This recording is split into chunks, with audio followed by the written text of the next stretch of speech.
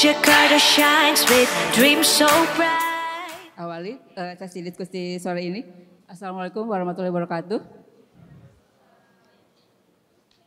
Terima kasih atas kehadiran teman-teman semua, Bapak, Ibu, Adik, Kakak di acara Jakarta Future Festival 2025 dengan tema Collaborate to Elevate. Sore ini akan membahas terkait dengan Universal Health Coverage in Global City dengan tujuan untuk mengidentifikasi tantangan, peluang dalam mewujudkan Universal Health Coverage di Jakarta sebagai kota global, serta merumuskan strategi sistemik untuk memperkuat tata kelola dan layanan kesehatan yang inklusif dan berkualitas. Salah satu tantangan sistem kesehatan di Jakarta adalah kesenjangan akses dan kualitas layanan. Masih tingginya beban penyakit menular dan tidak menular, prevalensi stunting yang masih signifikan, hingga keterbatasan layanan primer yang efektif di wilayah pinggiran dan kepulauan. Melalui dialog sore ini diharapkan dapat menghasilkan gagasan konkret dalam transformasi sistem kesehatan Jakarta menuju layanan yang lebih terintegrasi dan berkeadilan.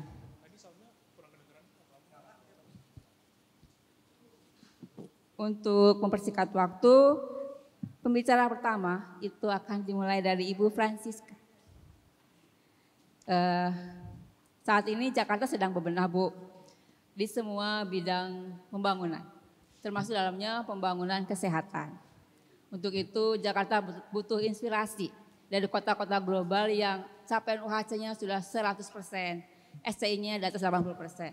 Maka mungkin pertanyaannya, bagaimana kota-kota dunia itu memetakan dan merancang sistem kesehatannya, serta pelajaran apa yang relevan dan dapat diserap untuk mewujudkan sistem kesehatan yang inklusif dan berkualitas di Jakarta. Kepada Ibu Francisca dipersilahkan.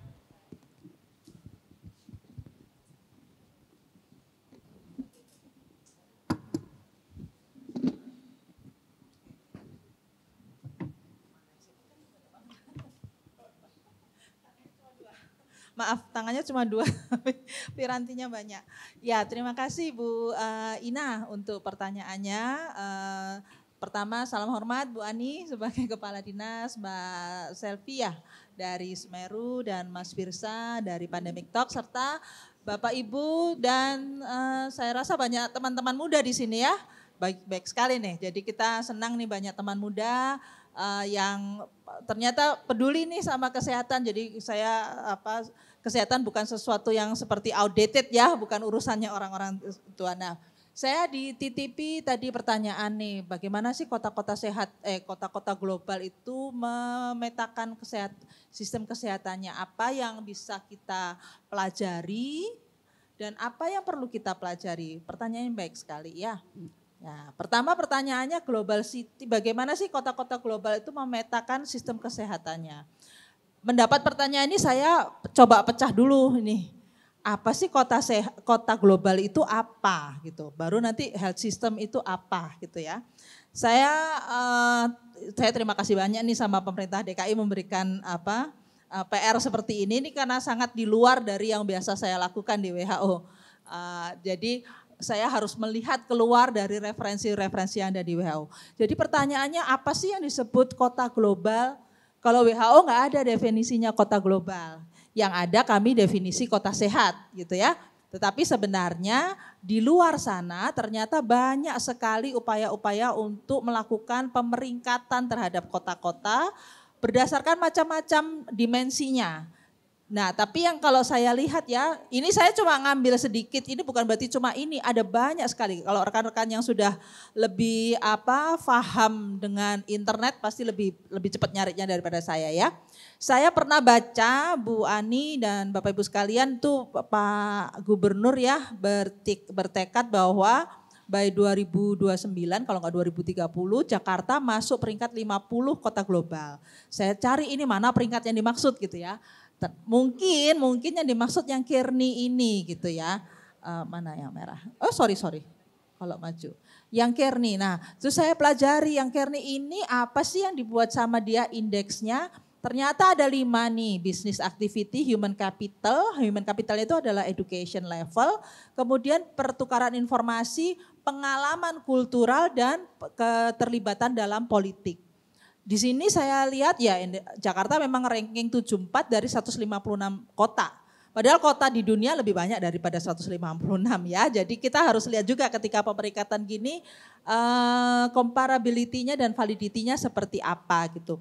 Dan sayangnya di Kearney ini Bu Ani dan Bapak Ibu sekalian healthcare nggak masuk gitu. Walaupun saya akan bisa berargumen health itu di belakangnya ini semua. Tidak mungkin suatu kota menjadi pusat bisnis kalau kota itu tidak sehat. Siapa yang mau berani datang ke kota itu untuk terpapar dengan penyakit ya. Dan tidak mungkin nanti ada kota itu menjadi suatu pusat pendidikan kalau kota itu tidak sehat. Ya, sistem kesehatannya tidak mendukung karena tidak ada yang mau. Tetapi sayangnya memang tidak secara eksplisit diukur. Nah ada lagi ternyata indeks yang lain itu Oxford, ini cukup baru ya. Di sana dia ada quality of life. Saya belum terlalu mempelajari ini, tetapi kemungkinan besar karena bicara quality of life, maka sebenarnya healthcare system masuk dalam perhitungannya. Nah ini mungkin bisa jadi pertimbangan. Lalu ada ini yang agak menarik ini.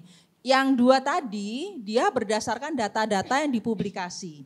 Data yang dipublikasi sebagian besar adalah data dari pemerintah ya, data dari layanan atau dari survei-survei. Nah ada yang namanya Numbeo, bukan berarti saya mengendorse ini ya, tetapi saya mengasih tahu bahwa di luar sana itu ada macam-macam cara benchmarking kota-kota yang disebut sebagai kota global. Dan Jakarta tuh selalu masuk di sana, jadi Jakarta sudah dianggap sebagai global. Di sini yang Numbeo itu dia ada beberapa indeks, tapi ada kompositnya itu quality of life. Di quality of life, dia ada banyak seperti yang bisa kelihatan di sini ya. Salah satunya healthcare. Nah ini menarik nih. Ternyata dia memasukkan healthcare itu sebagai salah satu persyaratan dari kualitas hidup. Nah dan di sini dia menggunakan survei. Jadi orang yang masuk ke websitenya memberikan jawaban atas pertanyaan yang ada di situ. Di sini Jakarta. Ini dia yang agak tantangan nih buat kita semua ya. Kalau quality of life-nya ternyata 265 dari 279. Jadi agak bawah gitu ya. Walaupun demikian healthcare index-nya agak tinggi. Nah ini kita bisa lihat ternyata angkanya yang dibuat untuk meranking quality of life sama yang untuk healthcare index tidak sama ya. 279 sama 313. Makanya saya tidak mengatakan ini adalah suatu survei yang harus dipegang validitasnya. Ingat bahwa ini adalah inovasi dan kemudian sifatnya adalah orang siapa saja bisa menjawab di situ dan tidak ada cara untuk memverifikasi siapa yang menjawab itu sebenarnya. Gitu. Tapi tetap ada gunanya untuk menjadikan suatu refleksi ya. Jadi di sini kita bisa lihat ternyata kita ya kalau pakai ini aja lah ya kasar-kasarannya kalau mendengarkan pendapat orang yang menjawab dari survei itu. Ternyata masih di sini Jakarta gitu. Jadi ada ruang untuk bertumbuh. Lalu kita tanya tadi kan global city kemudian health system. Health system performance ya. Kalau kita lihat tadi kota-kota ya yang di survei-survei tadi yang baik Kearney maupun yang di Oxford atau yang di Numbeo ada ratusan kota masuk di dalamnya. Yang tadi 156, yang Numbeo malah 300-an ya. Jadi dan kota-kota itu ada di berbagai regional, baik Asia, Afrika, Oseania, Amerika. Kita ketahui di semua ini sistem kesehatannya beda-beda. Ambil contoh saja, US ya, New York itu selalu dapat, kalau saya lihat dari 3 survei itu minimal, selalu dapat ranking 5 ke atas. Ya, selalu dapat. Nah, sistem kesehatannya di New York sama seperti sistem kesehatan di Amerika pada umumnya, dia lebih banyak private. Ya, walaupun akhir-akhir ini sejak yang Obama dia punya Medicare gitu ya, tetapi sebenarnya lebih didominasi pada private system. Kemudian kota yang di Eropa seperti Utrecht, Amsterdam itu juga selalu masuk tetapi tidak 5 besar tapi paling enggak 10 besar. Kalau yang di pas quality of life dia lumayan tinggi kota-kota di Eropa. Kita tahu kalau di Eropa sistem kesehatannya lebih banyak ke arah sosial ya, jadi di cover hampir mirip seperti kita. Jadi di mana ada managed care istilahnya yang di cover oleh negara dengan melalui iuran rutin oleh masyarakat ya. Jadi ada sistem asuransi sosial seperti itu.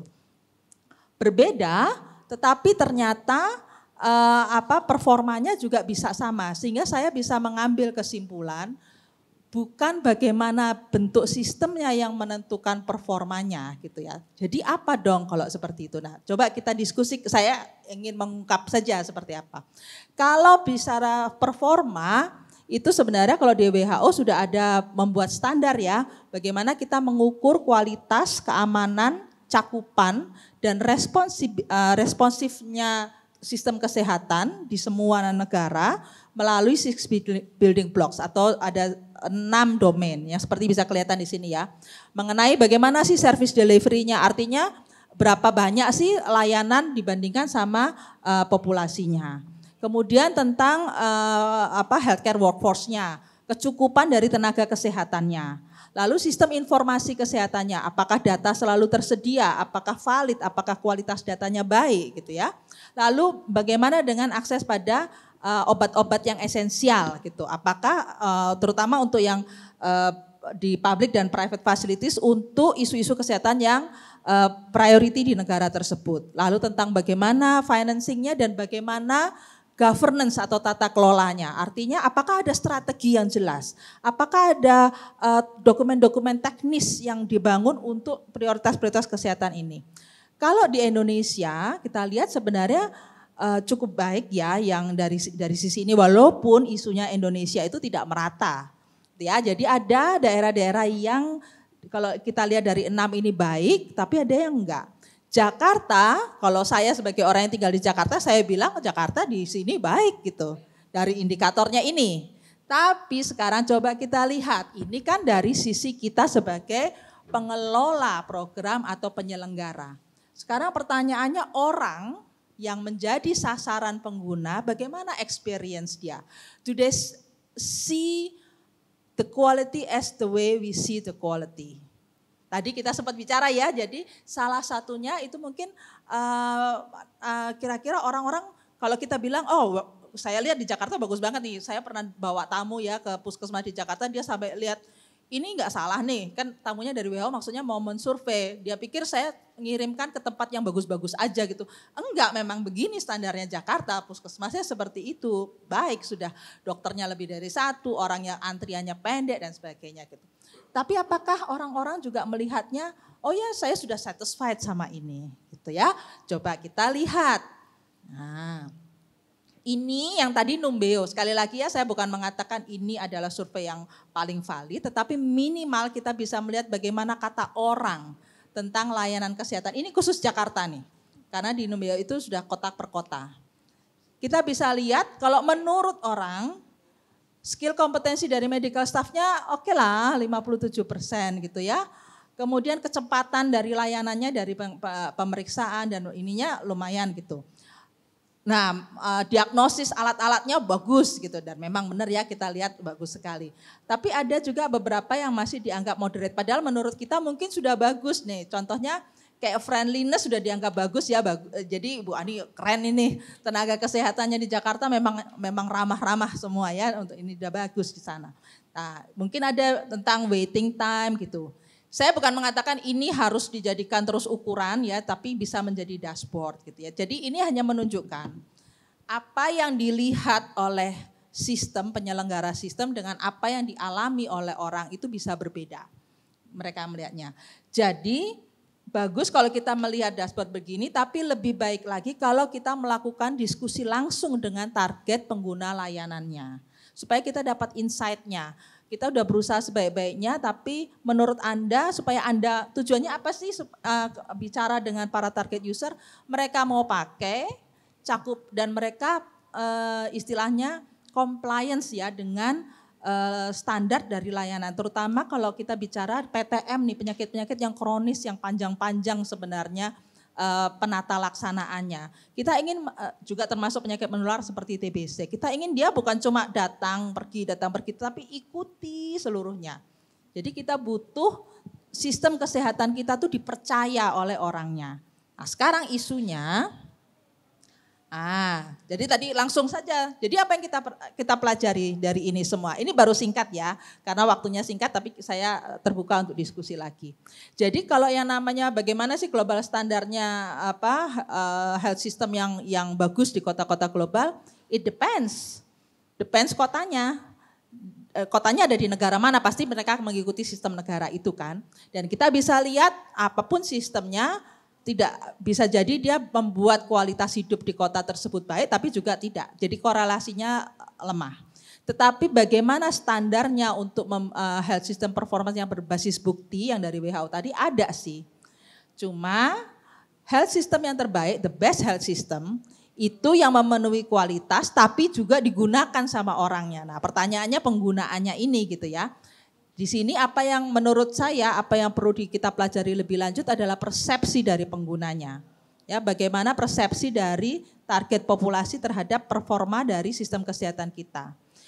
Kota-kota seperti Jakarta, salah satu cirinya kota global, karena global ya, mobilitas masyarakat itu tinggi. Jadi kita ada masyarakat core, istilah saya core di sini. Jadi yang tinggal memang dia di situ, ya kerja di Jakarta, ya tinggal di Jakarta. Tapi juga ada masyarakat transit yang besar. Transit ini bisa harian, yang tiap hari naik komuter itu ya. Atau yang mingguan juga ada, masyarakat Senin sampai Jumat. Ya, mereka juga bagian dari kota seperti Jakarta ini dan terpengaruh juga dengan sistem-sistem kesehatannya dan mempengaruhi juga sebenarnya sistem kesehatannya. Itu kita perlu tahu. Kalau menurut saya, Bapak Ibu, rekan-rekan, Bu Ani dan semua ya, kita perlu mendalami nih kota seperti Jakarta. Apakah ada perbedaan pandangan antara mereka yang orang penduduk memang Jakarta sendiri gitu ya, yang tinggal di sini dan penduduk transit ini. Bagaimana mereka mengharapkan sistem layanan kesehatannya. Ya. Lalu Jakarta, kota-kota seperti Jakarta karena namanya kota itu pasti sangat didominasi oleh jasa ya dan perdagangan, maka kelompok pekerja itu menjadi suatu kelompok yang unik. Kebutuhannya juga unik. Kebutuhan tentang layanan kesehatannya dia unik. Dia tidak bisa diharapkan mungkin di jam kerja yang sama itu dia juga mengakses layanan kesehatan karena dia juga akan ada keterikatan dengan tempat kerjanya. Mungkin kalau dia libur atau keluar dari tempat kerja untuk memeriksakan diri itu bisa kehilangan benefit misalnya ya. Atau mereka karena dia bukan orang asli situ tidak ada rasa percaya mungkin pada layanan kesehatan. Ingat manusia itu unique being ya, dia bukan selalu logikal, ada masalah perasaan di dalamnya. Dan tentu saja kita juga perlu mendengar bagaimana sih pandangannya perempuan, anak, remaja, ya, orang lansia, orang dengan disabilitas terhadap layanan kesehatan. Saya yakin pemerintah DKI Jakarta dan saya melihat sendiri upayanya sangat luar biasa untuk menjadikan bukan hanya layanan kesehatan tetapi semua layanan inklusif dan juga responsif terhadap berbagai kelompok. Tapi tetap perlu kita mendengar lagi apakah upaya kita itu sudah sesuai dengan apa yang mereka rasakan seperti itu. Karena itu tidak selalu tidak selalu sama apa yang kita pikir dan apa yang mereka rasakan. Lalu yang mungkin belum keluar di sini dan tadi terima kasih sudah diskusi sama Bu Ani adalah private sector ya. Private sector kalau udah di kota sudah mereka sangat prominent. Jadi perlu kita dengarkan juga bagaimana tanggapan mereka supaya health system ini juga akomodatif untuk mereka. Setelah itu saya rasa kita perlu untuk belajar bagaimana mengkodesain layanan kesehatan bersama-sama dengan masyarakat ini supaya supaya persepsinya mereka dengan kita sama. Tujuan utama kita adalah kualitas meningkat, responsivitasnya meningkat dan utilization-nya meningkat. Sehingga pada akhirnya akan meningkatkan derajat kesehatan. Mungkin dari saya di situ dulu, Bu Ina. Mohon maaf, moga-moga tidak terlalu banyak mengambil waktu. Dan nanti kalau ada pertanyaan lebih lanjut, dengan senang hati saya akan menjawab. Terima kasih. Baik. Terima kasih Bu Francisca. Berarti tepuk tangan. Iya, berarti mungkin untuk kedepannya Jakarta harus bisa memetakan dan mendengar usernya untuk membangun kesehatan yang lebih responsif terhadap kebutuhan masyarakat yang ada di Jakarta. Tadi sudah dipetakan ada berapa ada pekerja, ada berdasarkan gender gitu kan, mobilitasnya gitu. Terima kasih Bu Francisca. Baik, setelah tadi mendengar paparan dari Bu Francisca, sekarang dilanjutkan dari Ibu Seli dari Semeru. Nah, dari Semeru ini sebagai lembaga peneliti mungkin bisa memberikan gambaran terkait pelayanan kesehatan di Jakarta.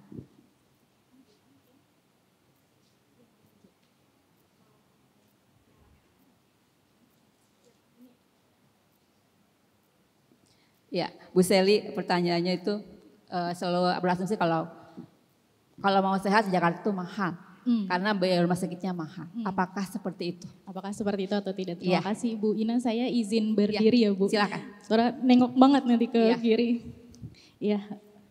Sebelumnya terima kasih, selamat sore Bapak Ibu sekalian, teman-teman sekalian. Selamat sore Bu Ani, Bu Ina. Bu Ani ini adalah Kepala Dinas Kesehatan teman-teman. Jadi senang sekali hari ini diskusi kita langsung didengarkan oleh yang ngurusin kesehatan di Jakarta gitu. Semoga nanti kalau teman-teman punya keluh kesah langsung didengarkan dan dicatat ya Bu ya. Biar ada jalan keluarnya. Sebelumnya saya juga mau mengucapkan terima kasih kepada panitia sudah mengundang kami dari Semeru untuk memaparkan topik hari ini. Sebenarnya ini topiknya sangat sederhana gitu ya, tapi seringkali kita alami dan kita tanyakan gitu, apakah memang untuk mengakses layanan kesehatan di Jakarta ini harus mahal atau enggak sih gitu. Dan topik ini menurut saya menjadi penting karena saat ini Jakarta tadi sudah disebut-sebut sedang bertransformasi untuk menjadi kota global. Nah hari ini saya ingin coba untuk mengajak teman-teman melihat kembali realitas yang ada, kemudian melihat kembali tantangan dan juga sebenarnya dari arah mana yang kita bisa dorong untuk memperbaiki sistem pelayanan kesehatan di Jakarta ke depan. Semoga supaya ke depannya bisa lebih inklusif, lebih berkualitas dan juga tentu saja lebih berkeadilan. Nah, sebelum kita bertanya apakah mahal atau tidak, mungkin kita lihat dulu dari data apakah sebenarnya akses ke pelayanan kesehatan di Jakarta ini sudah inklusif atau belum? Apakah semua orang sudah tertanggung atau belum? Nah, sebenarnya Jakarta itu termasuk salah satu kota dengan capaian yang baik gitu ya. Dari data yang terbaru itu menunjukkan bahwa persentase kepesertaan JKN di Jakarta sudah lebih dari 98%, yang artinya hampir seluruh penduduk Jakarta secara administratif itu sudah terlindungi dengan jaminan kesehatan. Tapi apakah semuanya sudah benar-benar termasuk? Ternyata di data itu menunjukkan bahwa masih ada kantong-kantong kelompok rentan yang sama sekali belum terlindungi. Contohnya dari kelompok miskin, kelompok lansia, dan kelompok disabilitas. 6-7% dari mereka itu belum terlindungi oleh jaminan kesehatan. Dan ini menjadi penting karena untuk memastikan bahwa sistem pelayanan kesehatan ini bisa dinikmati oleh semua orang, bisa dinikmati oleh kelompok-kelompok rentan, segera harus diperbaiki ke depannya semuanya, no one left behind, memiliki jaminan kesehatan at least itu dulu. Nah, kalau mau ngomongin akses ke pelayanan kesehatan, nggak bisa jauh-jauh dari apakah infrastruktur sebarannya ini sudah merata atau belum. Dari data yang saya punya, ternyata kalau kita lihat secara peta gitu ya, kita fokus yang di warnanya merah, itu menunjukkan bahwa masih ada di Jakarta wilayah-wilayah yang akses ke pelayanan kesehatannya ini kurang baik. Atau bisa dibilang gapnya masih tinggi. Kalau lihat grafiknya di sebelah sini, di sebelah yang sebelah paling kanan ini adalah Jakarta Pusat, itu terlihat grafik yang paling tingginya itu warna putih, artinya akses ke pelayanan kesehatannya cukup baik.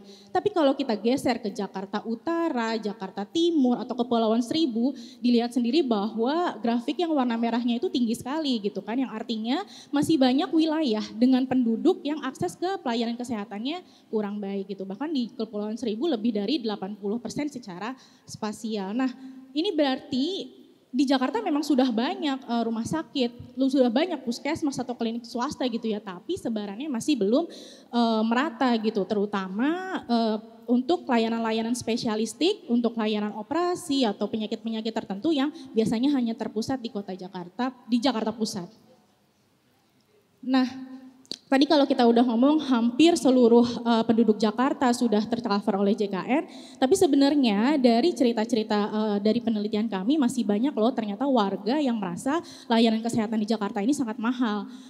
Jadi bukan lagi ngomongin 98% penduduk sudah punya kartu JKN, tapi bagaimana sebenarnya mereka mengakses layanan itu sendiri, karena dari situ kita bisa tahu ternyata banyak sekali biaya-biaya yang dikeluarkan yang tidak tercatat secara resmi namun sangat memberatkan untuk masyarakat.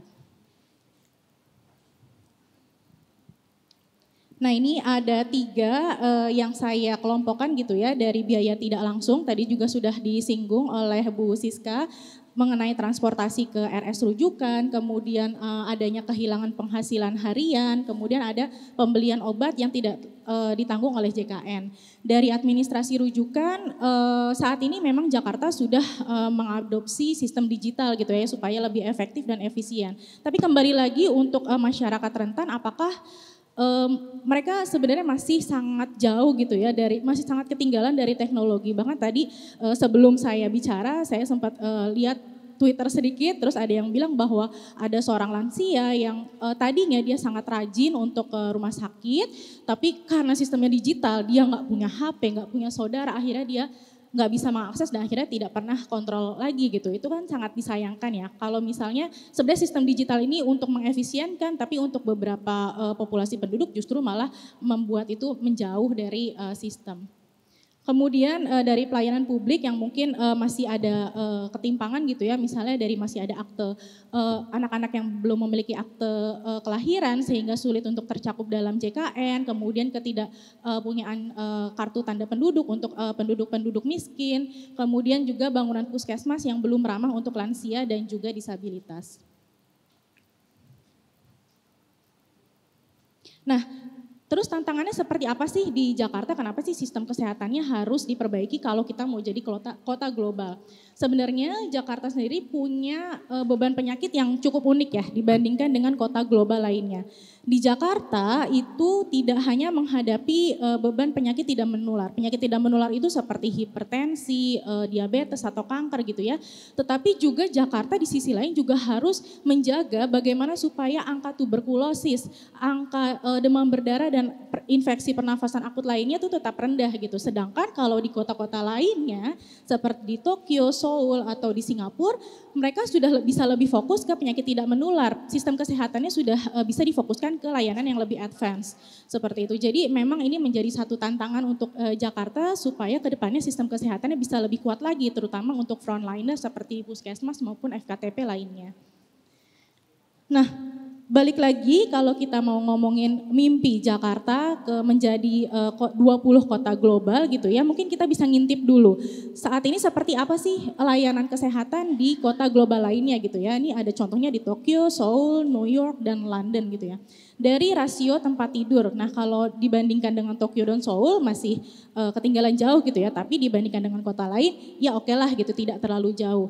Rasio dokter juga relatif rendah tapi masih bisa ada di rata-rata yang sama dengan yang lainnya. Cakupan asuransi sudah tidak perlu diragukan tadi 98%, tapi balik lagi ke aksesnya seperti apa gitu kan, masih ada masalah juga. Dan out of pocket payment sebenarnya ini angka di Indonesia bukan di Jakarta, tapi kita kurang lebih lah ya. Di Jakarta ini ternyata orang-orang kalau mau mengakses pelayanan kesehatan walaupun udah punya JKN masih harus merogoh kocek yang lebih dalam dibandingkan dengan orang-orang yang hidup di kota-kota global lainnya gitu. Jadi memang masih dalam tanda kutip mahal gitu ya, harus mengeluarkan biaya pribadi. Jadi kita harus apa sih teman-teman untuk memastikan sistem pelayanan kesehatan yang lebih baik lagi? Yang pertama tentu saja tugasnya tidak mudah ya Bu Ani. Yang pertama dari mengisi kekurangan infrastruktur, kemudian tenaga kesehatan, menguatkan layanan kesehatan primer supaya lebih efektif lagi deteksi dan juga pencegahan penyakitnya. Kemudian dari penguatan integrasi data untuk memastikan bahwa targeting jaminan kesehatan dan bantuannya itu lebih tepat. Modernisasi infrastruktur kesehatan dan digitalisasi yang termasuk dalam dokumen Jakarta Rise 20, dan semua ini tentu saja tidak bisa kita kerjakan sendiri, tidak bisa hanya Bu Ani yang bekerja sendiri, tapi harus ada kemitraan strategis multisektoral dari pemerintah, pihak swasta, kemudian akademisi, kemudian dari komunitas dan juga masyarakat sipil ya. Semoga dengan adanya kemitraan strategis ini ke depannya kita tidak hanya bisa memperkuat sistem pelayanan kesehatan di Indonesia, di Jakarta, tapi juga bisa memastikan bahwa Jakarta punya peluang menduduki posisi di kota global. Demikian dari saya, terima kasih. Terima kasih Bu Mbak Sally, komprehensif. Selanjutnya mungkin tadi banyak temuan dari Bu Francisca, Mbak Sally, sekarang akan dijawab sama Ibu Ani. Bu Ani, monggo. Ya. Nanti ditutup dengan Mas Firja ya. Mbak Sally berdiri ya Bu? Ya, silakan Nggak Bu. sakit leher. Bismillahirrahmanirrahim. Assalamualaikum warahmatullahi wabarakatuh. Sudah dengar Bu Siska, sudah dengar Mbak Sally. Saya pengen sedikit bercerita, nggak sedikit ya Bu, agak banyak kayaknya. Apa saja yang sudah dilakukan oleh Pemprov DKI melalui Dinas Kesehatan untuk agar pelayanan kesehatan ini mampu mendorong menuju kota global. Sama tadi beberapa yang kita lihat untuk indeks kota global, kita juga melihat beberapa Bu, tapi biasanya masuknya kesehatan itu adanya di human capital dan quality of life. Dan kita sangat sadar bahwa untuk sebuah kota, kalau mau jadi kota global pasti indikator kuncinya di situ, lalu mampu berdaya saing dan layak huni, dan itu pasti nggak mungkin bisa terjadi kalau penduduknya tidak bisa memiliki akses terhadap layanan kesehatan dasar. Dan kuncinya Bu Ani, tanpa punten agak naik dikit. tanpa ada hambatan finansial. Ya, ini mungkin beberapa overview dari angka-angka kinerja kesehatan yang ada di DKI. Angka harapan hidup kita sekarang di 75,99, tapi memang kemudian ada angka kematian ibu yang masih 37,86, prevalensi stunting masih 17,2. Kalau untuk sarana sudah ada 7 rumah sakit di Jakarta yang sudah berstandar internasional.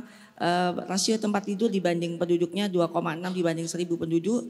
Kalau ikut standar WHO sebenarnya sudah cukup ya.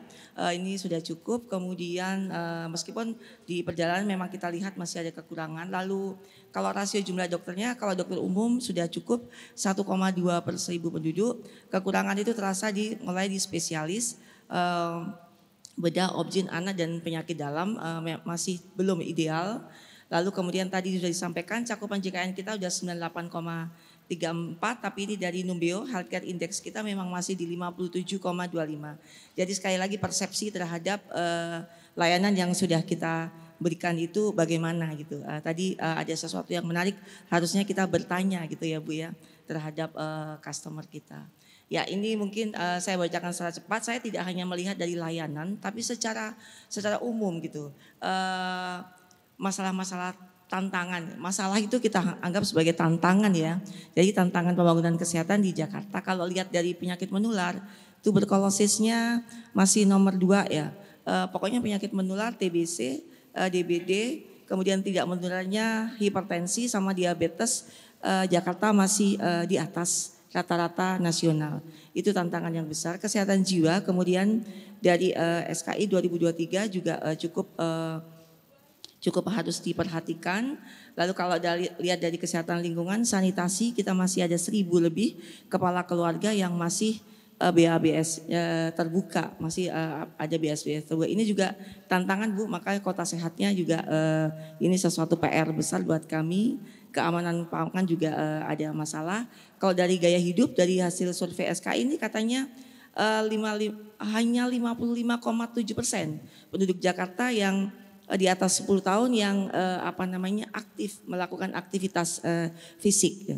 Ini tentunya juga harus dijawab. Kemudian stunting, pengetahuan stuntingnya bagus tapi prevalensinya masih cukup tinggi. Tadi udah banyak cerita ya sama Bu Siska gitu ya. Kita agak-agak enggak ikhlas sebenarnya kok stuntingnya 17,2 ya.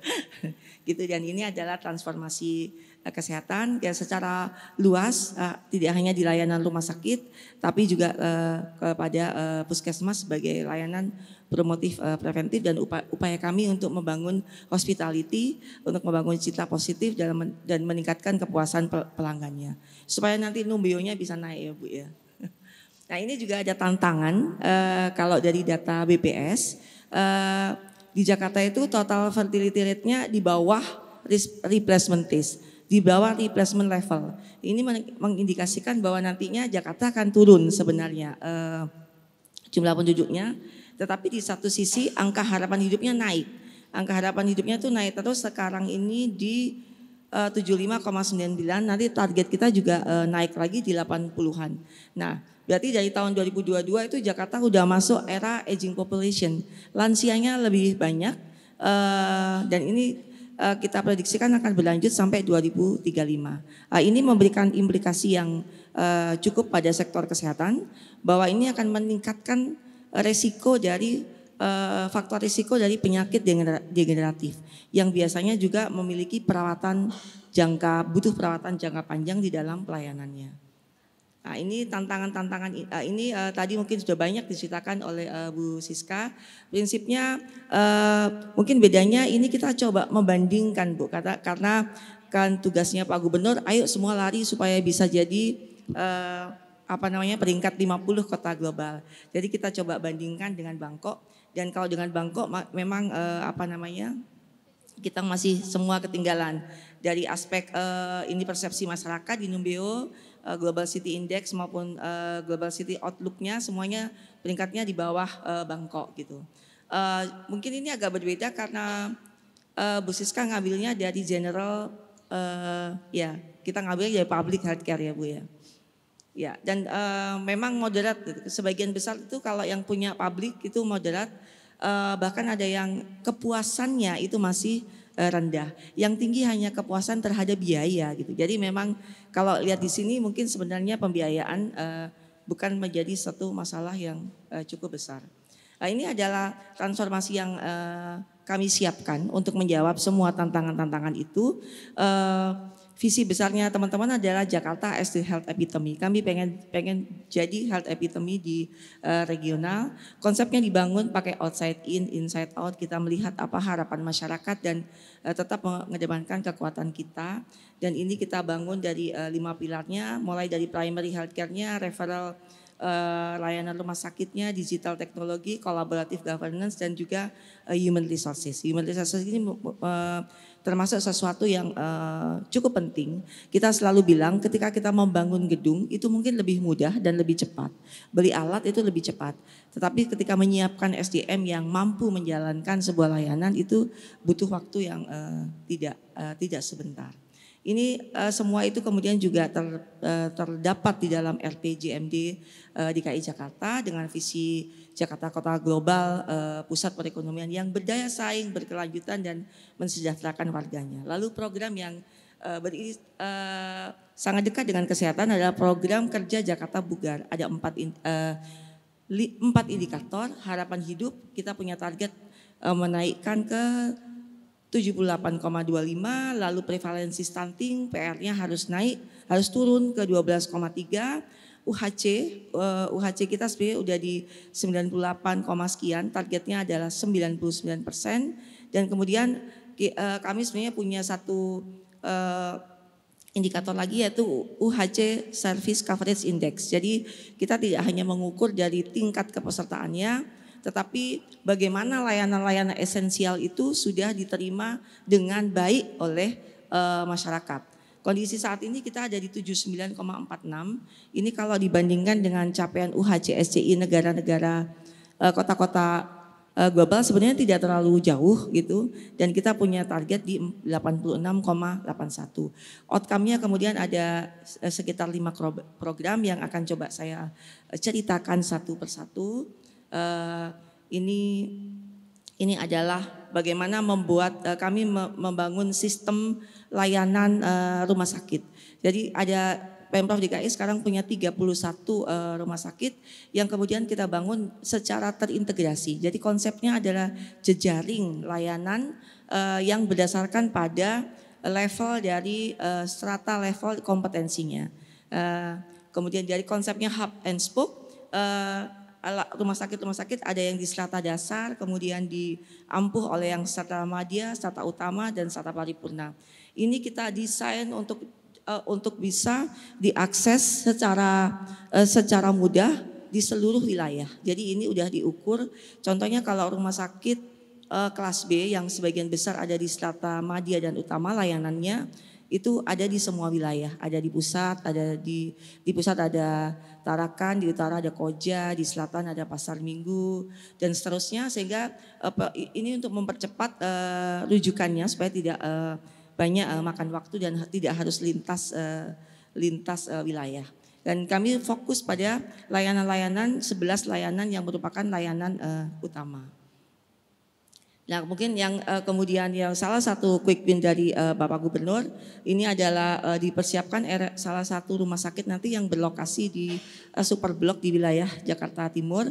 Ini memang rumah sakit yang sejak awal kita ingin siapkan untuk sudah berstandar internasional dengan layanan unggulnya adalah penyakit infeksi emerging dan advanced orthopedic center. Mudah-mudahan ini bisa menjadi awal rumah sakit pemerintah daerah bisa berstandar internasional.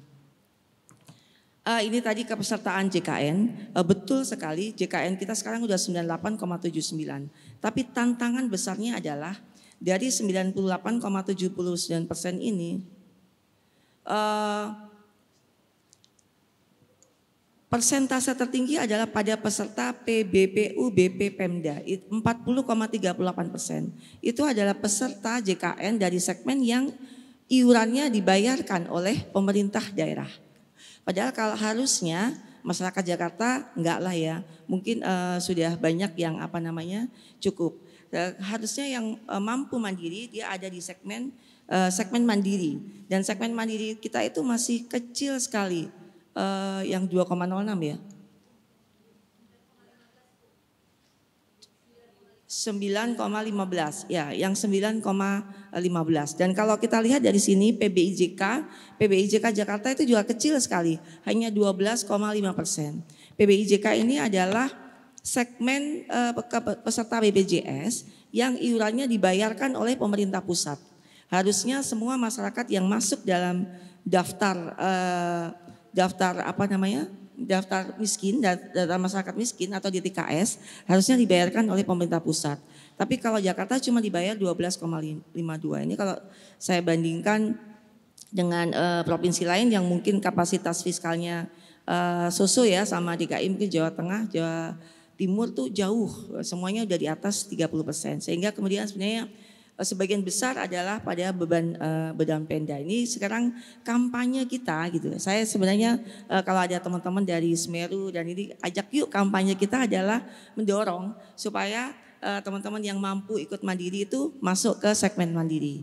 Tetapi memang UHC ini nggak boleh turun. Gitu, karena BPJS itu konsepnya adalah gotong royong. Jadi memang isinya membernya si BPJS itu nggak boleh orang miskin semua gitu. Harus ada orang miskin, ada orang kaya, ada orang sakit, ada orang sehat. Sehingga yang sehat bantu yang sakit gitu. Karena preminya kan kecil gitu. Jadi memang konsepnya harus dibangun secara gotong royong. Karena itu pemerintah daerah semua punya target untuk menjaga agar UHC ini terus naik. Nah, ini adalah beberapa upaya yang kita fokus pada untuk tidak hanya mengobati, memberikan akses terhadap layanan kesehatan, tapi untuk menjaga agar masyarakat tetap sehat dan memiliki kualitas hidup yang baik. Ini salah satunya puskesmas. Ini puskesmas di Pancoran. Di semua puskesmas di Jakarta, sistem layanannya adalah menggunakan integrasi layanan primer. Integrasi layanan primer itu membuat layanan kesehatan itu dilakukan secara holistik dan terintegrasi. Dan prinsipnya adalah melihat sesuai dengan kebutuhan masyarakatnya. Jadi itu tergabung di integrasi layanan primer itu semua datanya terhubung. Mulai dari posyandu, kemudian di semua layanan dan itu semuanya terhubung dan dibagi menjadi klaster-klaster gitu. Konsepnya sudah diubah semuanya ke sana. Lalu kemudian kita juga punya kampanye Jakarta Berjaga. Ini adalah untuk mendorong agar punya aktivitas fisik. Kampanyenya adalah ada aktivitas berjalan lebih dari minimal 7.500 langkah per hari. Ini Kampung Siaga TBC adalah salah satu upaya pengendalian penyakit penular, karena tadi penyakit penularnya memang masih tinggi, jadi memang program-program kami fokus ke situ. Di sini juga kami berikan akses yang penuh pada penderita TBC dan salah satunya yang dikembangkan adalah Kampung Siaga TBC. Ini adalah salah satu bentuk upaya pengendalian penyakit menular berbasis pada kewilayahan. Yang terbaru kita punya Pasukan Putih. Pasukan Putih ini sebenarnya menjamin hak akses dari setiap warga Jakarta untuk mendapatkan layanan kesehatan khusus bagi yang memiliki keterbatasan. Jadi apakah karena lansia atau karena post stroke gitu ya, sehingga ada ketergantungan berat atau sedang, teman-teman pasukan putih ini akan melakukan kunjungan rumah untuk melakukan memberikan edukasi dan mendampingi, termasuk mendampingi keluarganya agar mampu mandiri menjaga anggota keluarganya yang memiliki keterbatasan. Dan terakhir Smart Posyandu tadi sempat cerita-cerita, ini adalah Smart Posyandu adalah salah satu upaya untuk melakukan digitalisasi terhadap kegiatan di Posyandu. Sedikit lagi, ini cerita Pulau Seribu gitu. Sebenarnya kalau mau diceritain akses layanan di Pulau Seribu itu sudah cukup memadai. Jadi di Pulau Seribu itu masyarakat di Pulau Seribu itu punya dukungan layanan kesehatan, ada RSUD di sana, ada 2 pustu, ada 2 puskesmas dan 5 pustu. Pokoknya begitu di satu pulau itu ada penghuni, pasti di situ akan dibuat pos kesehatan yang sifatnya semuanya 24 jam. Lalu kita menyediakan ambulans mini golf. Ambulans mini golf itu untuk memfasilitasi kalau ada yang sakit dibawa ke puskesmas. Jadi dia kecil, jadi dia bisa mengakses jalan-jalan yang ada di pulau. Ini kita punya sekitar 7 ya. Lalu kemudian ada ambulans kapal, ada 2 unit ambulans kapal, dan sekarang yang terbaru ini adalah kapal pelayanan. Jadi kapal pelayanan ini di sini bisa melakukan pemeriksaan, bisa persalinan gitu. Dokter spesialis yang ada di rumah sakit kita bisa bawa naik ke kapal lalu keliling ke pulau-pulau yang agak jauh letaknya dari rumah sakit Pulau Seribu. Ini kami harapkan semua akses yang diberikan ini akan memberikan hak akses masyarakat Pulau Seribu terhadap layanan kesehatan. Terakhir yang kita kembangkan adalah Jaker. Jaker ini adalah telekonsultasi layanan kesehatan jiwa. Bentuknya adalah comment center yang akan diterima oleh psikolog klinis selama 24 jam. Jadi comment centernya ini aktif 7 kali 24 jam. Kalau teman-teman kontak ke situ akan diterima langsung oleh psikolog klinis. Gampang kontaknya lewat Jaki, aplikasinya ada di Jaki atau langsung telepon ke 0800 1500 119. Dan comment center ini tidak berdiri sendiri, tapi dia didukung oleh layanan kesehatan lainnya. Terhubung dengan layanan psikolog di puskesmas, layanan psikiatri di rumah sakit, juga terhubung dengan layanan Bunga Tanjung untuk korban kekerasan terhadap perempuan dan anak, dan juga memiliki terhubung dengan Satpol PP, BPBD, polusi ataupun pemadam kebakaran apabila ada kondisi-kondisi kegawatan yang diperlukan. Call center ini juga terhubung terhadap unit reaksi cepat dan ambulans gawat darurat dari Dinas Kesehatan. Saya rasa itu mudah-mudahan bisa memberikan sedikit gambaran bagaimana upaya yang sudah kami lakukan untuk memberikan akses layanan kesehatan kepada seluruh warga DKI dan dengan tanpa beban finansial. Terima kasih. Terima kasih untuk Ibu Ani. Jadi kalau secara keseluruhan itu layanan kesehatan Jakarta itu sudah baik ya Bu. Mungkin nanti ditambah dengan mendengar apa yang dibutuhkan oleh penerima atau pengguna. Selanjutnya akan tutup dari Mas Firza. Jadi bagaimana masyarakat ikut berpartisipasi. Seperti tadi kan bagaimana masyarakat bisa mengkoleksi juga layanan kesehatan di Jakarta. Silakan Mas. Ya, selamat sore teman-teman, saya Firza dari Pandemic Talks. Izin Bu Ina, Bu Ani, Mbak Stella, Bu Siska. Saya nggak ngebuat presentasi tapi coba lebih interaktif aja ya. Beberapa dari kakak-kakak ibu-ibu sebenarnya udah ngerangkum semuanya gitu loh. Nanti saya ambil beberapa kata kunci yang penting yang melengkapi ya. Saya justru ingin bertanya ke audiens sih, kapan terakhir teman-teman ke puskesmas? Kalau ini deh, rentangnya setahun terakhir deh. Kalau ada tangannya unjuk ke atas. Ada nggak? Ya ini mungkin 3-5% dari populasi ini ya. Oke, setahun terakhir dari forum ini mana yang datang ke rumah sakit tapi nggak ngejenguk teman atau teman kantor atau pacar atau ibunya sakit atau orang tuanya sakit dalam setahun terakhir? Ada yang sekali nggak? Boleh lebih tinggi? Oke, terus yang terakhir mungkin tahu CKG nggak? Cek kesehatan gratis programnya Prabowo dan Menkes. Siapa yang ikut di 2-3 bulan terakhir? Unjuk tangan?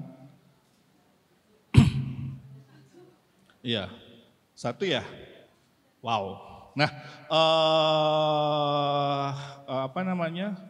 Sebenarnya dari sini juga udah kelihatan kan, gapnya adalah ada di tadi persepsi, ada di narasi, campaign, gimana caranya fasilitas yang udah ada, masyarakat pada ngajak, kita semua lah ya, ekosistem ini bisa ngajak masyarakat datang ke vaskes yang sudah ada.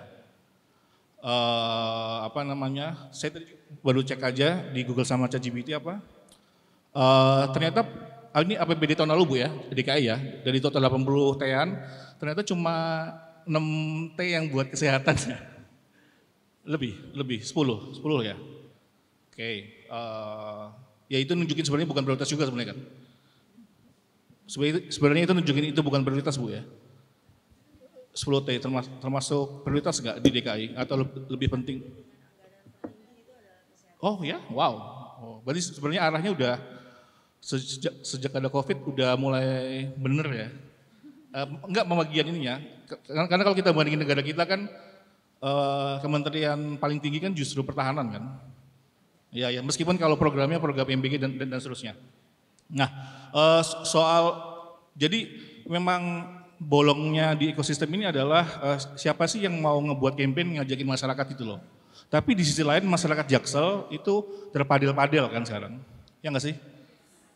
Padel, kayak tenis tapi pingpong tapi ini gitulah. Nah itu jadi dari beberapa kali riset internal di Pandemic Talks, jadi ternyata dan beberapa kami juga ngebantuin beberapa campaign di Kemenkes dan UNICEF ya. Ternyata tujuan sehat masyarakat itu adalah nomor kesekian untuk berkegiatan lah, biar nggak kena GGL itu harus beraktivitas kan. Nah ternyata itu jadi nomor ketiga atau keempat, nomor 1 mereka biar kelihatan keren dulu. Nah mungkin tadi jawabannya adalah puskesmas nggak keren ya kan, CKG nggak keren, medcek juga nggak keren, makanya mungkin masyarakat juga ada gap jauh dengan vaskes-vaskes yang udah capek-capek desain pusat sama Pemprov DKI. Nah, ada satu data menarik sosial media listening dilakukan oleh internal kami Pandemic Talk selama COVID kemarin ya, tahun 2000 sampai 2003-2004 lah. Kami semua pasti berasumsi bahwa kalau ngomongin kue percakapan digital ya, kita berasumsi bahwa wah karena ada COVID pandemi kemarin, kue percakapannya kesehatan itu lebih tinggi daripada soal politik, sepak bola atau gosip selingkuh gitu ya. Ternyata enggak, ternyata cuma 2-3%. Padahal itu udah dibantu COVID, tanda kutip dibantu COVID ya. Artinya apa? Masyarakat kita itu emang jauh sekali enggak tertarik soal topik-topik kesehatan. Apalagi ke vaskesnya, apalagi ada yang JKN dan sebagainya gitu. Lalu sebulan terakhir aja di redaksional kontennya Pandemic Talks ya, setiap kami ngebuat konten soal TBC itu isinya konspirasi semua, ya kan, COVID juga gitu, likes-nya juga rendah. Ini kami buka data insight kami ya, likes-nya rendah tapi reach-nya tinggi. Jadi analisa kami adalah kita semua tuh sedang, kalau ada berita COVID atau TBC itu kayak nyangkal gitu loh. Gak mau nge-likes, jadi kayak, trauma deh gue gitu. Enggak ada gitu loh. Tapi kalau berita-berita kesehatan yang lainnya atau berita lingkungan kayak Raja Ampat kemarin itu, ya semua pada nimbrung lah. Intinya adalah, ada satu indikator yang saya juga nggak tahu nanti ini tanggung jawabnya siapa. Memang seharusnya ada sebuah task force mungkin yang berusaha mendekatkan atau merebranding isu kesehatan biar tambah lebih viral, relevan gitu. Nah, Pandemic Talk selama ini setelah COVID berusaha mendekatkan itu sih, tapi Pandemic Talk juga nggak bisa sendirian kan, dan kami kan juga bukan entitas yang besar gitu. Lanjut, berapa menit lagi Kak? 1 menit? Wow, oke. Cepat nih, 5 menit ya. Kami ada data gitu, nanti kalau salah mohon maaf, bisa bisa kami share juga. Jadi meskipun Jakarta kota termaju di Indonesia, tapi sayangnya warga Jakarta itu rata ya, average itu datang ke puskesmas itu 1,5 tahun sekali. Dan warga Jakarta itu datang ke RS itu rata 4 tahun sekali. Tapi ini kan ini nggak merendahkan fakta bahwa tiap hari juga pasti ada ibu hamil, lansia, penderita penyakit kronis yang datang ke puskesmas dan sebagainya gitu. Lalu juga ada data menarik, ini Presiden Jokowi dulu sama Presiden Prabowo dan Pak Menkes Budi Sadikin juga sering menyebutkan di Indonesia ada 1 sampai 2 juta warga yang berobat ke luar negeri. Ini nilai yang bocor kan sampai ratusan triliunan kan. Dan ternyata tahu nggak 60%-nya itu warga Jakarta. Jadi kebayang dari semua keriuhan ini vaskesnya udah lengkap, ternyata yang pakai JKN adalah tanda kutip pegawai pemerintah ya. Ternyata ada 600.000 sampai 1,2 juta warga Jakarta yang tiap tahunnya itu keluar negeri buat berobat. Meskipun realitasnya 90% warga Jakarta ini punya asuransi, 80% BPJS, 5%-an swasta lah. Tapi si orang middle up ini tetap memilih datang ke Penang ya. Kemarin kan viral juga tuh si Tanto Yahya. Lalu juga ini ada data Kemenkes yang soal CKG tadi, saya juga kaget nih. Ternyata top 3 peserta CKG yang 8 juta itu nomor 1 itu Jateng, 3,2 juta, Jatim 1,7 juta, Jabarnya Deddy Mulyadi itu 800.000, DKI tebak coba berapa? Cuma 40.000. Ya kan? Ini diskusi produktif, izin saya nggak nyalin siapa-siapa. Situasi ekonomi juga lagi rusuh, banyak gosip perselingkuhan. Jadi masyarakat emang banyak emang banyak ya susah di handphone tuh banyak distraksinya untuk biar kita warganya siap menuju ke UHC atau Global City ini. Nah, terakhir menjawab pertanyaan Bu Ina, apakah warganya siap? Warganya mungkin siap kalau tadi syaratnya menurut saya ya dari pandemi adalah ada budget, ada task force yang memang tujuannya buat merangkul itu, karena semua sistem menurut saya sudah oke sih dari Dinkes DKI. Tinggal ibaratnya itu masyarakat Jakarta itu kayak anak kecil yang kita harus ambil distraksinya biar yuk yang tadi angka tadi mulai membaik. Demikian. Selamat sore. Terima kasih Mas Firja, tepuk tangan. Jadi dari pembicaranya Firja bahwa Jakarta masih punya PR ya Bu Ani, bagaimana masyarakat Jakarta mau memanfaatkan fasilitas kesehatan yang sudah ada di Jakarta, gitu kan? Tidak lagi pergi ke Penang, tapi setelah mungkin nanti Cakung punya rumah sakit internasional, semuanya akan ke Cakung. Iya. Pertanyaan terakhir nih Bu, buat Ibu sama Mas Firja terkait dengan kolaborasi. Untuk membangun kesehatan itu kan dibutuhkan kolaborasi masyarakat, pemerintah, juga dari dunia dari swasta, dari dunia penelitian, perguruan tinggi gitu. Karena untuk mengurangi beban belanja kesehatan itu perlu kolaborasi.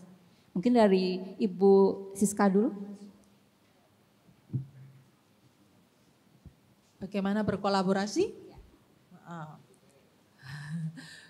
Kolaborasi diperlukan, bagaimana itu saya kalau pengamatan saya selama ini, sebenarnya keinginan untuk berkolaborasi itu ada di semua pihak. Tetapi realisasi itu selalu lebih berat. Kenapa? Karena yang sering hilang itu adalah shared interest. Artinya kepentingan yang dirasakan bersama dan kepentingan yang dipersepsikan dapat dipenuhi, kepentingan berbeda dapat dipenuhi dengan kolaborasi ini. Nah, itu yang mungkin kalau Jakarta saya lihat upayanya untuk berkolaborasi sudah banyak ya. WHO paling tidak sudah berkali-kali diundang untuk melakukan public consultation seperti itu, dan kami sangat appreciate ini. Kami masih jarang melihat ada inisiatif seperti ini ketika penyusunan RPJMD itu melibatkan masyarakat semua, bahkan kelompok-kelompok dengan disabilitas atau ya terakhir kemarin saya ikut itu orang-orang dengan pengalaman kondisi kesehatan jiwa. Itu sudah suatu inisiatif yang baik sekali. Tetapi akan lebih baik bila dibangun pemahaman bersama tentang ini kepentingannya sama-sama kita sebenarnya. Jadi masyarakat itu bukan sekedar untuk dikonsultasikan, tetapi dia juga ikut mendesain. Itu satu ya, kolaborasi dengan masyarakat. Lalu demikian juga yang disebut masyarakat sipil kan bukan hanya maksudnya masyarakat yang ada di rumah dan sebagainya, tetapi mitra pembangunan seperti kami, mitra sektor swasta, kemudian dunia pendidikan tadi. Harus ditemukan shared interest dan kemudian platform yang menjaga bahwa semua itu terus terlibat, bukan hanya ketika awal dikonsultasi terus tapi besok-besok nanti tunggu lagi tahun depan dikonsultasiin lagi, enggak ya, tapi terus aja ada komunikasi sehingga dirasakan kepentingan ini ada kepentingan masing-masing tertangani dengan kolaborasi ini dan ada kepentingan bersama yang juga tertangani. Mungkin dari saya seperti itu, terima kasih. Terima kasih. Dari Ibu Ani, kolaborasi apa yang diinginkan? Singkat aja. Iya. Belakang Bu. Terima kasih Bu Ina. Kalau ngomong konteks kolaborasi dalam konteks UHC ya, dalam konteks UHC, mungkin tadi seperti yang saya sampaikan, saya sebenarnya kepengen nih teman-teman audiens tuh ngecek tuh terdaftar sebagai peserta BPJS atau tidak gitu. Kalau terdaftar di segmen apa gitu. Pernah daftar atau enggak sebelumnya gitu. Itu sebenarnya di kompleks konsep UHC ini adalah sesuatu juga yang kita buat secara kolaborasi itu sebetulnya. Gotong royong ya lebih tepatnya kalau bahasa kita, karena memang semua orang harus masuk ke situ gitu. Tapi kalau tidak ada kesadaran yang cukup dari semua segmen, maka seperti tadi persentase tertingginya itu adalah pada segmen yang dibayarin oleh PD Pemda gitu. Dan kadang-kadang mungkin ada beberapa orang yang nggak tahu kalau sebetulnya sudah dibayarin sama Pemdanya, ada di BPJS. Jadi kalau datang ke rumah sakit yang bekerja sama dengan BPJS nggak perlu bayar sebetulnya gitu. Sehingga kemudian karena nggak tahu ya udah datang, jadilah tadi dihitung sama Smeru sebagai out of pocket gitu ya, karena bayar gitu. Tapi ketika angka UHC DKI udah 98% lebih, hampir 99%, itu artinya 99% warga DKI udah di cover oleh BPJS. Gitu Bu, itu adalah satu bentuk kolaborasi antar segmen di masyarakat. Dan tentunya tadi seperti disampaikan banyak masalah yang timbul, itu sebetulnya harus ada satu sinergi yang sangat kuat memang antara kami gitu ya, pemerintah yang menyediakan fasilitas, lalu kemudian berbagai elemen masyarakat termasuk Smeru, WHO, Pandemic Talk untuk terus menggerakkan masyarakat. Seperti contohnya regulasi mengenai GGL, itu regulasi yang lama gitu, tapi ternyata kurang enggak ini tuh antusiasmenya. Nah ini butuh, saya selalu bilang gini, kita sampaikan ke teman-teman yang ada di sekolah misalkan taruhlah, atau dimanapun lah anak muda, makan sehat ya, banyak sayur, banyak buah, jangan makan manis, jangan makan makanan olahan gitu. Tapi ketika kita mengakses mall misalkan, itu adalah makanan yang sangat sulit untuk didapatkan gitu. Dan bukan hanya sulit, biasanya kalau belinya salad stop itu harganya mahal gitu ya, untuk perbandingan itu adalah sayur. Apalagi kalau di kantin sekolah itu juga mungkin susah gitu untuk dijual karena seleranya nggak dapet, sehingga yang jualan juga nggak mau gitu. Nah itu di situ dibutuhkan kolaborasi yang sangat kuat tuh untuk semua elemen yang ada gitu untuk sama-sama menggerakkan. Karena menggerakkan, mengkampanyekan tentang kesehatan itu pasti bukan hanya tugas pemerintah gitu. Justru unsur-unsur lain itu mungkin jauh lebih jago Bu Ina, dan kami sangat pengen itu dibantu terus, sehingga apa yang kami sudah sediakan, regulasi yang sudah kita berikan itu benar-benar bisa disambut dengan antusias oleh masyarakat. Mungkin. Terima kasih. Dari Semeru sudah? Iya, kolaborasi 1 menit aja. Iya, kalau bicara tentang kolaborasi, menurut saya forum-forum seperti ini menjadi sangat berharga ya, di mana kami sebagai dari pihak peneliti, kemudian ada dari komunitas, ada dari akademisi dan pemerintahnya langsung bisa mendengarkan dan juga menyuarakan aspirasinya masing-masing dan kemudian juga bisa didengarkan langsung gitu. Kapan lagi gitu kan, Bu Ani bisa meluangkan waktu 1 jam lebih untuk duduk di sini mendengarkan aspirasi dari berbagai segmen masyarakat dan itu menurut saya satu hal yang penting dan juga kedepannya diharapkan bisa terus sering diselenggarakan gitu supaya kita semakin kuat untuk mencapai tujuan sistem kesehatan yang kuat di Jakarta. Oke, terima kasih. Mas Yuda mau nambah? Oh iya, monggo Pak Limitok siap Bu, bantuin campaign apapun GGL dan sebagainya. Siap. Terus mungkin kalau buat teman-teman periset, buat orang kayak saya buat semacam Pak Limitok ini, si tukang campaign ini sebenarnya butuh riset soal perubahan perilaku sih. Variabel-variabel apa aja yang dibutuhkan. Kenapa kok seruan ini tadi yang ke puskesmas cuma 1 doang gitu. Itu tuh apa gitu loh, karena buat tukang campaign itu butuh itu. Behaviornya itu apa gitu loh. Ya emosi yang mau disentuh itu apa gitu loh. Atau mau dipropagandakan dalam arti positif ya, politikus saja bisa gitu loh. Kenapa kita nggak bisa gitu loh. Nah data itu tuh nggak ada sehingga kalau ngebuat campaign, call to actionnya kita semua itu adalah ya langsung direct gitu loh. Ayo siap vaksin gitu kan, apa gitu ya kan, ya kan harusnya lebih soft selling lah, demikian. Baik, terima kasih. Terima kasih. Tepuk tangan, berikan tepuk tangan untuk para narasumber kita. Terima kasih Ibu Ani, Mbak Seli, Mbak Francisca, Mas Firja, bahwa kalau sebenarnya sih 1 jam kurang ya kalau ngomongin kesehatan, karena memang kesehatan itu menarik gitu kan. Tapi waktunya hanya terbatas, jadi kami tidak melemparkan pertanyaan kepada audiens karena waktunya cuma tinggal 1, udah habis ya waktunya. Betul Ibu. Udah habis. Terima kasih, berikan aplaus kembali untuk para panelis kita. Baik, terima kasih banyak Ibu Ina. Setelah ini akan ada sesi pemberian cindera mata dari pihak Jakarta Future Festival 2025 kepada pembicara. Mungkin Bapak dan Ibu mohon izin boleh lebih ke tengah dulu sebentar.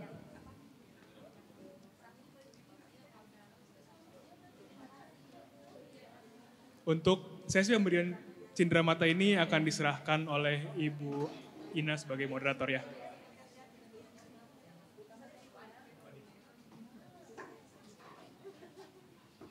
Baik, mohon izin Bapak Ibu mungkin agak boleh majuan lagi sedikit ya. Oke, yang pertama Ibu Ina mungkin untuk Ibu Ani dulu. Oh, untuk Bapak Firzra dulu kali ya. Baik.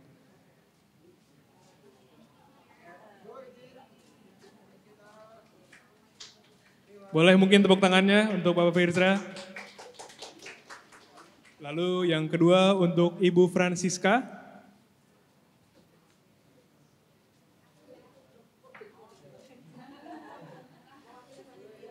Oke, baik. Boleh lagi juga tepuk tangan untuk Ibu Francisca.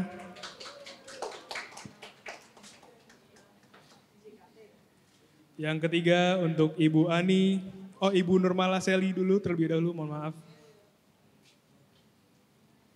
Baik, tepuk tangan juga untuk Ibu Seli. Dan juga untuk Ibu Ani Ruspitawati. Oke, boleh mungkin tepuk tangannya untuk Ibu Ani selaku Kepala Dinas Kesehatan.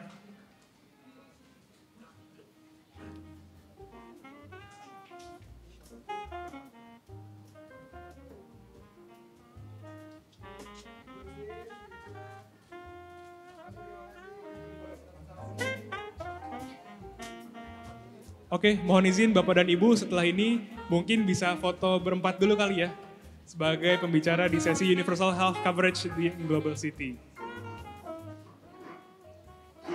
Baik, mungkin bisa saya pandu untuk sesi fotonya.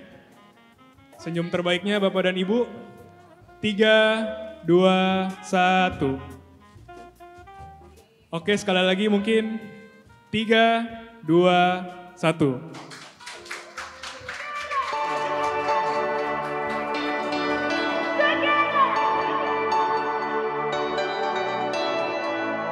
Jakarta shines with dreams so bright.